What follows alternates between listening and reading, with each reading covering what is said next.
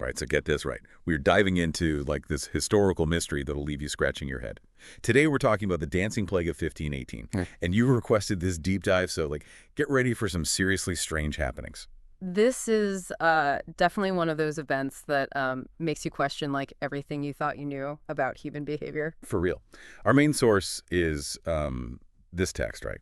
And it dives deep into how in the summer of 1518, a town literally danced itself to death. Imagine it, Strasbourg. Beautiful, like medieval city, right? Yeah. Suddenly thrown into chaos. It all starts with this woman, Frau Trophäa, just dancing in the street. Right. But like not your typical dance moves, more like uncontrollable flailing. Yeah. And she keeps going for days, completely unable to stop. It's hard to even fathom. What's really striking is that this wasn't just like some isolated incident. Dozens, then hundreds of people, they joined Frau Trophäa, all caught up in this frenzied, uncontrollable dancing. Like something straight out of a horror movie. Yes. Right. But this was a real event with like real consequences. People were dancing until they collapsed from exhaustion, some even dying from like heart attacks or strokes. What could possibly drive people to that point? Well, that's the million-dollar question, isn't it? And Yeah. to understand it, we need to look at the historical context. 16th century Europe was a time of intense upheaval. Strasbourg, in particular, was dealing with famine, disease outbreaks, and economic hardship. And let's not forget the looming threat of the Protestant Reformation. That was shaking the very foundations of their society. So you've got all this like fear, uncertainty, and stress just simmering beneath the surface. No wonder something snapped. But what exactly caused this bizarre outbreak? There are a lot of theories, but none of them completely solve the mystery. One of the most prominent explanations is mass psychogenic illness, or MPI. Okay, break that down for us. What is MPI? So MPI is essentially when psychological stress manifests as physical symptoms, but in a group of people. Think of it as like a collective anxiety attack, but on a much larger and more extreme scale. So you're saying that the collective stress and anxiety of the time literally caused people to just dance uncontrollably. Yeah. It might sound crazy, but it's not entirely far-fetched. Remember, we're talking about a time when people's understanding of the human body and mind was very different from ours. Disease was often attributed to supernatural forces, and mental health was barely even a concept. That's a good point. They didn't have the tools or the knowledge to understand what was happening, so their explanations were bound to be interesting, to say the least. Exactly. And MPI is just one possible explanation. Another theory suggests that the dancing was a form of trauma response. After years of hardship, disease, and uncertainty, perhaps this uncontrolled movement was a way for people to dissociate from their pain and suffering.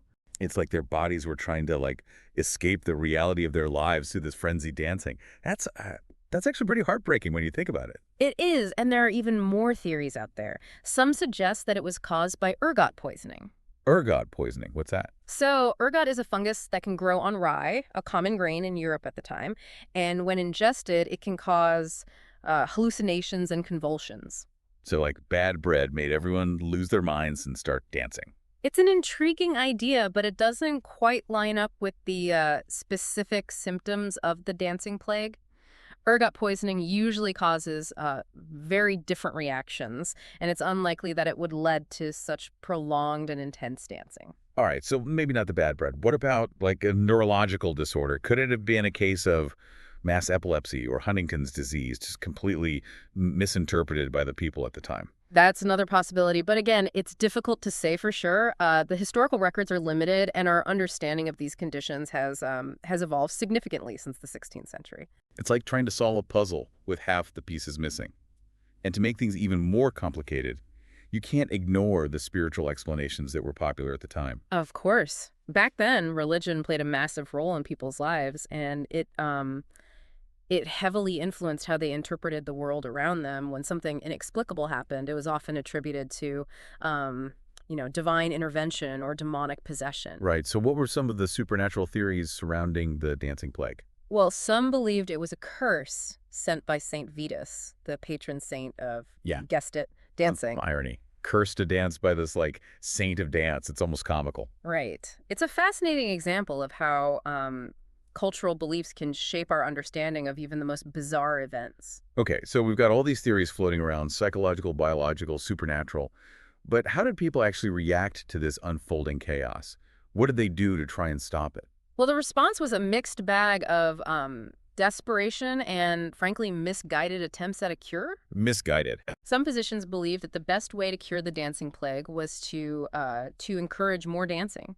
Their logic was that the afflicted needed to sweat out the illness. Hold on.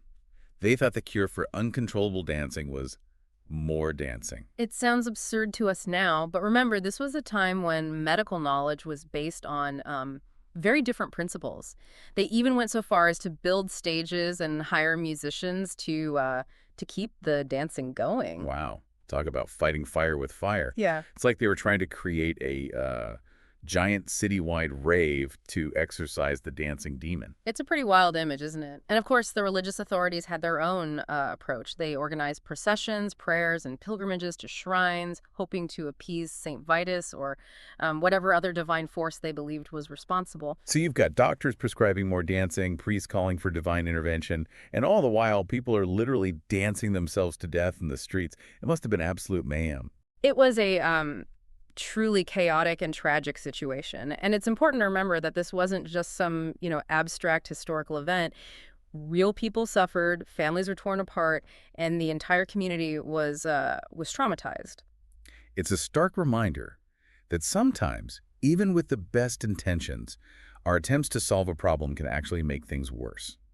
And it makes you wonder, if something like the dancing plague were to happen today, how would we react? That's a great question. And it leads us to the next part of our deep dive, exploring the parallels between the dancing plague and some modern-day phenomena. So are you saying that something like the dancing plague could happen again in our time? Well, let's just say that the human mind is a complex and often unpredictable thing. And in a world that's increasingly connected, stressed, and bombarded with information, the potential for mass hysteria and collective delusion is perhaps greater than ever. Now, that's a chilling thought. We definitely need to unpack that further. The dancing plague might seem like a relic of the past, but if you look closely, we can see echoes of it in modern times. Think about the ways that that behaviors, ideas, even anxieties can spread rapidly through social networks and communities. Yeah, that's a good point. I mean, we've all seen how fast things can go, like viral online. Mhm. But are you saying those viral trends are like a modern-day dancing plague? It might be a bit of a stretch to say they're exactly the same, but Yeah. there are some interesting parallels. Think about challenges that spread online, encouraging risky behavior, sometimes with harmful consequences. Oh, okay, yeah, like that Tide Pod challenge a few years back. People were filming themselves biting into like laundry detergent pods. What possesses someone to do that? Exactly. It was dangerous, it was reckless, completely irrational, yet it spread like wildfire. What we see there and in other instances of viral challenges is the power of social contagion. The urge to belong, to be part of the in crowd can be incredibly strong, even overriding common sense and self-preservation. It's like the fear of missing out, FOMO, taken to the extreme. And social media just amplifies that, doesn't it? Absolutely. Social media platforms are designed to keep us engaged, to keep us scrolling, liking, and sharing. And that often means prioritizing content that's emotionally charged, sensationalized, or even outright false. We're all swimming in this like sea of information. Yes. But a lot of it is like designed to trigger our emotions rather than engage our critical thinking skills. That's right. And when we're constantly bombarded with this kind of content, it can make us more susceptible to these kinds of collective behaviors. We might start to question our own judgment, thinking, well, if everyone else is doing it, maybe it's not so bad. It's like the line between individual choice and like social pressure just gets blurred. Exactly. And this isn't just about silly internet challenges. Think about the spread of misinformation and conspiracy theories online. These things can take root and spread rapidly, especially during times of uncertainty or crisis. Yeah. It's like people are so desperate for answers, for some sense of control in a chaotic world that they'll latch on to anything that sounds plausible, even if it's completely unfounded. That's a big part of it. When we're feeling anxious or afraid, our critical thinking skills can go out the window. We're more likely to believe things that confirm our existing biases or fears, even if those beliefs are harmful or dangerous. It's like our brains are looking for a shortcut, a way to like simplify the world and make sense of things. And sometimes that shortcut leads us down some pretty dark paths. But okay, if we're all wired for this kind of like social contagion. How do we protect ourselves? How do we avoid getting swept up in the next dancing plague? Well, the first step is awareness. We need to understand how these mechanisms work, how our emotions and social influences can impact our decision making.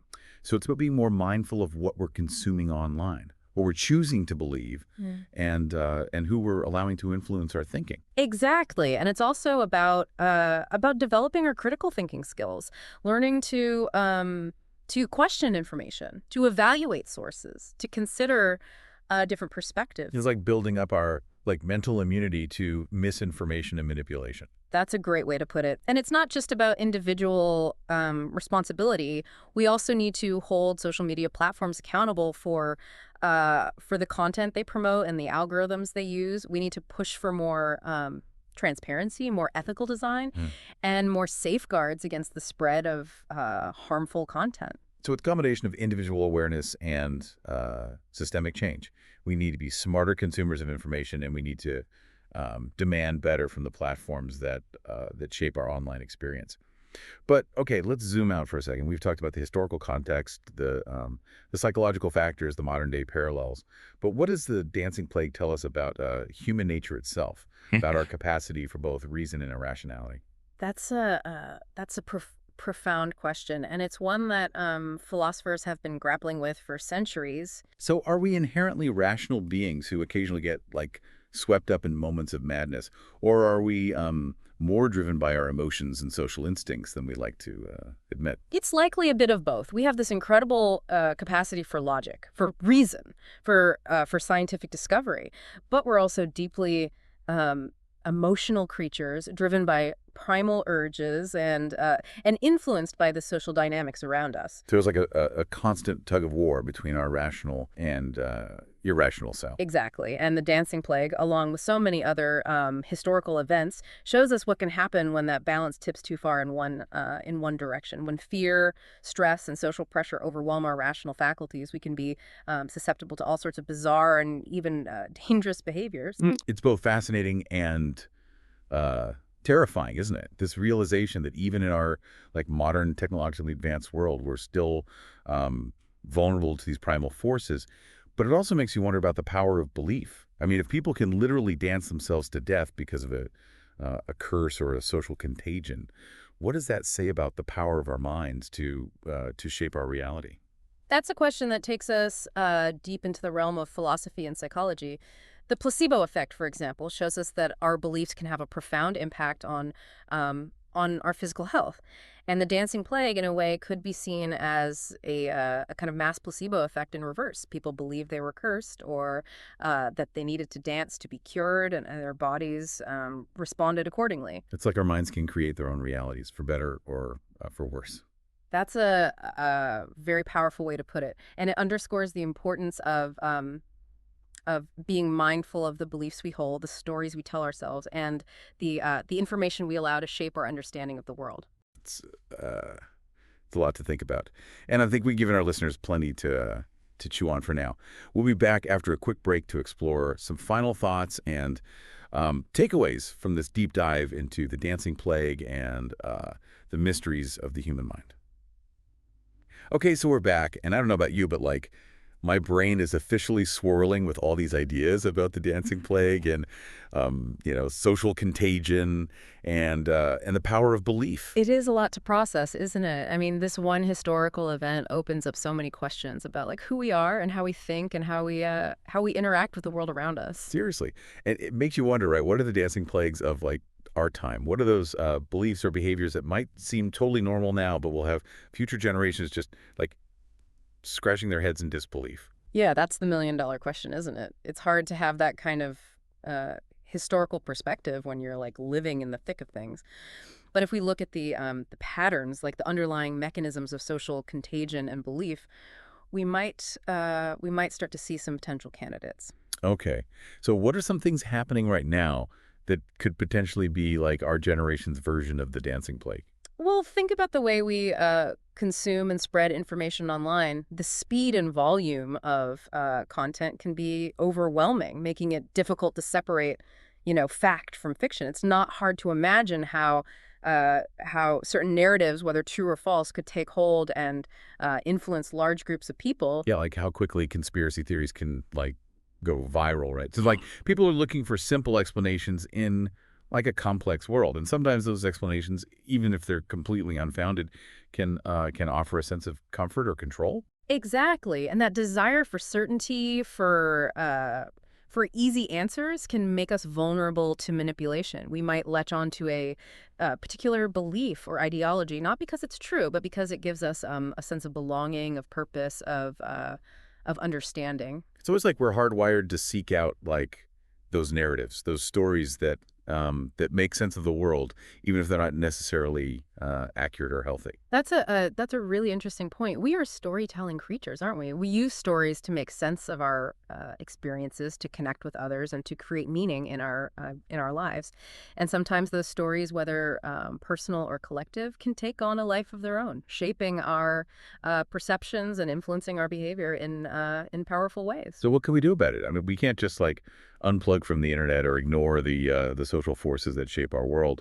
Of course not. But we can become more aware of those forces, more conscious of how they operate and how they might be influencing our thinking. We can develop those critical thinking skills, learn to question information and evaluate sources. We can seek out diverse perspectives and engage in, respectful dialogue, even with those who hold different views. It's like building up our mental defenses, Yeah. becoming more resilient to manipulation and misinformation. Exactly. And it's not just about individual responsibility. We also need to advocate for systemic change. We need to demand more accountability from social media platforms, more transparency in algorithms, and more safeguards against the spread of harmful content. So it's a combination of, like, personal empowerment and collective action, right? Yeah. We need to be smarter consumers of information, and we need to push for a more ethical and responsible online ecosystem. That's right.